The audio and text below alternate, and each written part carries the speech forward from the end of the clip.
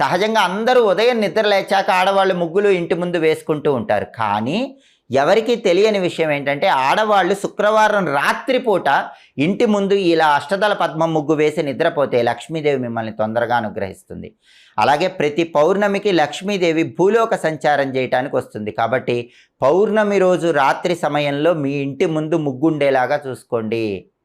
ఏ ఇంటి ముందైతే పౌర్ణమి రోజు రాత్రిపూట ముగ్గు ఉంటుందో ఆ ఇంట్లోకి లక్ష్మీదేవి సులభంగా ప్రవేశిస్తుంది, స్థిరలక్ష్మి అనుగ్రహిస్తుంది.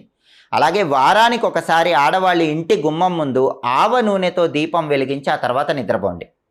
రాత్రి నిద్రపోయే ముందు గుమ్మం బయట ప్రమిదలో ఆవ నూనె పోసి దీపం పెట్టి ఆ తర్వాత నిద్రపోతే ఇంట్లో ఉన్న నెగిటివ్ ఎనర్జీ మొత్తం తొలగిపోతుంది, లక్ష్మీ కటాక్షం సంపూర్ణంగా కలుగుతుంది. అలాగే ఆడవాళ్ళు తప్పకుండా పూజ గదిలో రాత్రి నిద్రపోయే ముందు ఒక విధి విధానం పాటించాలి.